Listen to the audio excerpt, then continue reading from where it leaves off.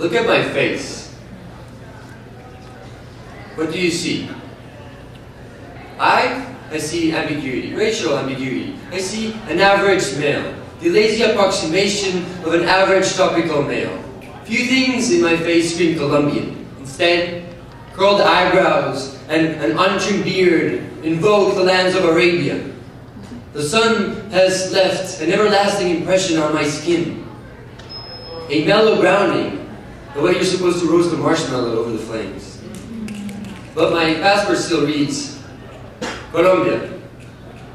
I used to have long hair raining down on my shoulders. In airport security discourse, I was a drug dealer, terrorist, hippie.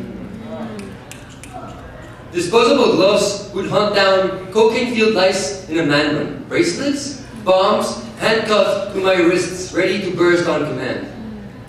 When they break your candy, try your coffee, and escort you to the sketchy security line around the corner every single time, you no longer believe it a coincidence that your heart beats unevenly, and induced fear that you were going to be shipped back. I brought tea from back home over the break.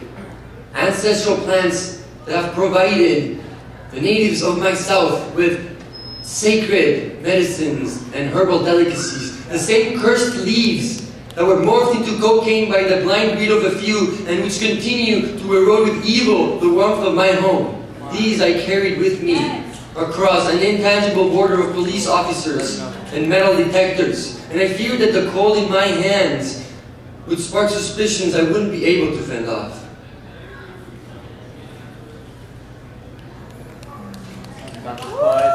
You got this, poet. You got it. As I walked outside the airport, I looked at my reflection on big glass windows, and I found myself staring back.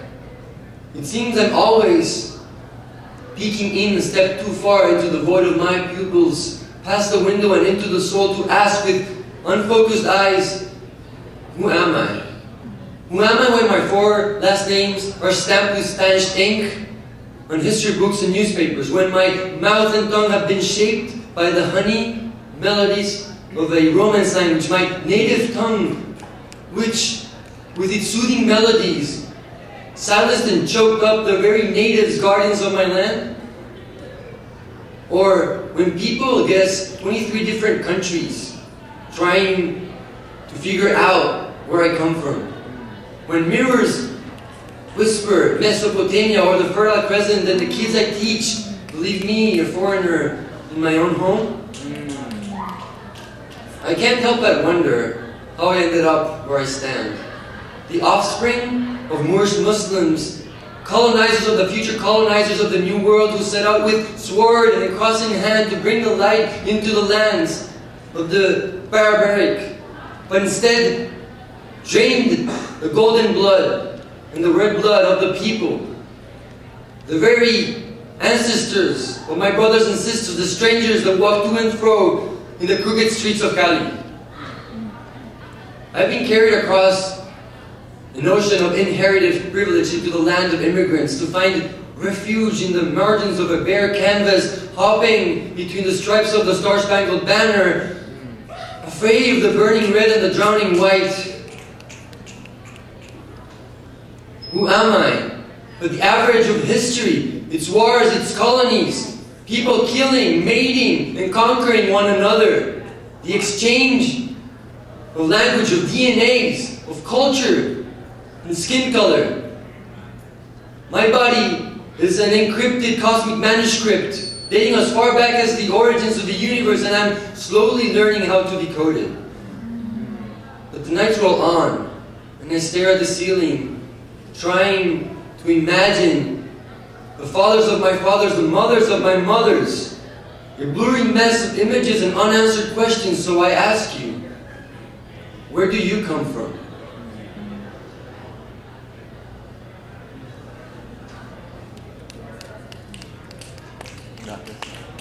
Are you as puzzled as I am when you ponder about your past? How can we be so sure of who we are? What strange liquid runs through your veins? Are we that different? Us? The same stardust? mixed by the hands of time, recycled into a unique recipe? Who are we, all, who forget our shared history, our common blood, spilled by our ancestors in a struggle for power, mixed in the lovemaking of our shared humanity?